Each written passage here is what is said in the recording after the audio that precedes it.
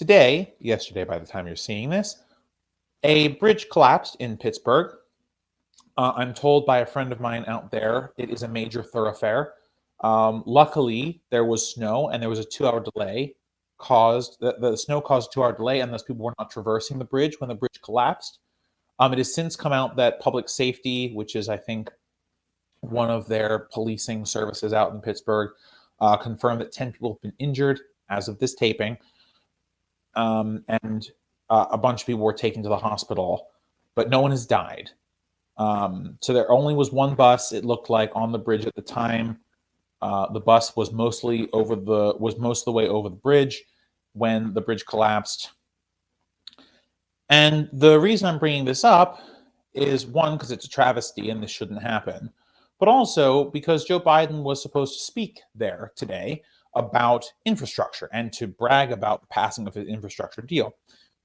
And not only is it just a bad look for the president to be there where bridges collapse and be talking, hey, I got infrastructure. The other thing is, too, that it's bad.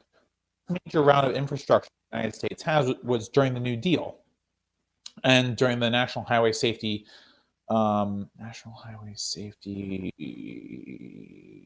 Act, Transportation Act.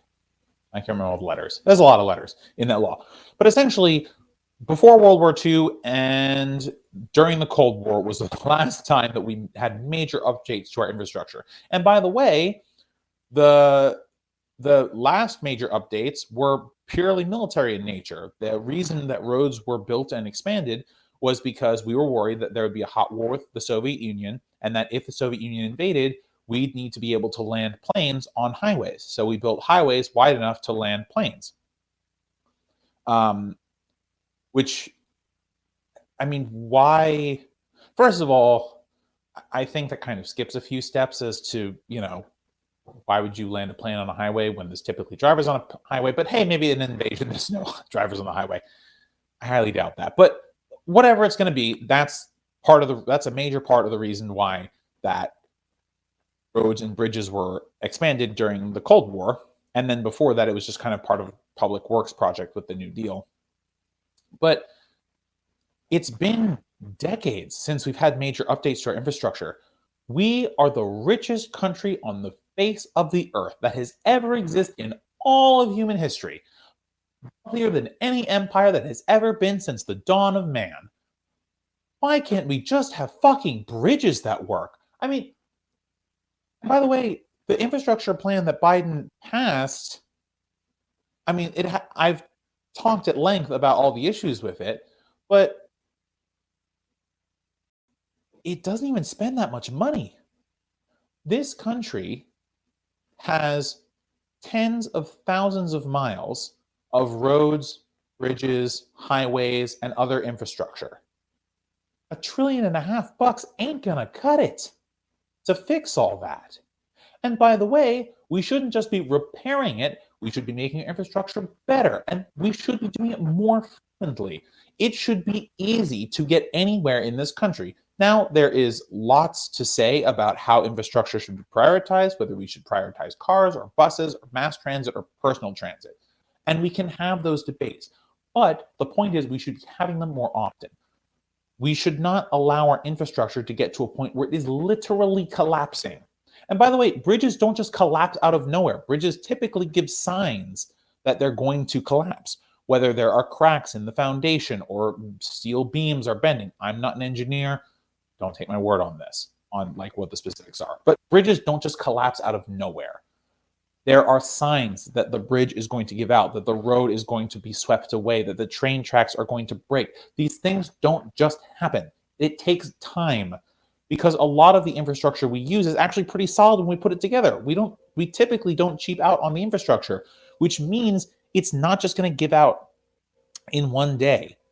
So this bridge collapse is just a symbol for all of the rot that has been taking place in the discourse about how we maintain our country. Look, man, you can't set it and forget it with infrastructure. It's a whole country full of roads and bridges, and people use them, right? And in the especially where there's snow and where the temperatures get cool. Good catch, me. Actually, I'll just put this in the sink. Sorry about that.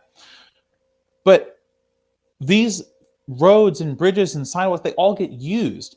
And if the temperature changes significantly, the stone moves and water gets into the cracks and crevices, and it makes it more dangerous and difficult. And the point I'm trying to make is this stuff has to be maintained all the time. We can't just pass a big bill and then wait 40 years. We have to be passing infrastructure bills all the time. Our airports, they need to be renovated and updated. Many of these airports haven't had real updates for decades, and they look like it.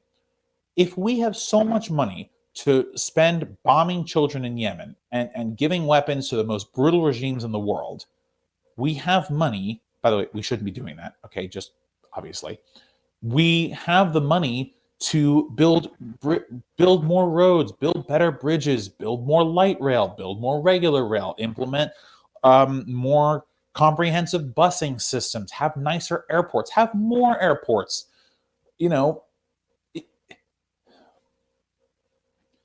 It's frustrating to me to see the American president go to a city to brag about something that he accomplished that was so paltry in the grand scheme of what it should have been. It almost feels like a nice comeuppance that this bridge collapsed right there as he was going to go. Now, by the way, I'm not saying it's a good thing the bridge collapsed at all. I'm not saying the people who are injured should be injured. I'm not saying anything like that at all. What I'm saying is it serves us right in a sense, not about the individual people. It serves us as a country right to have these bridges collapsing as our president goes around celebrating that he did pretty much nothing, because nothing is what we've been doing for our infrastructure for the last half century. Thanks for watching this video, guys. If you liked it, throw a like on it, share with your friends, and subscribe for more of our content. You can also find all of our videos and clips on youtube.com. Just search Let Them Eat Bread and you'll find all of our content. Alright guys, see you next time. Bye for now.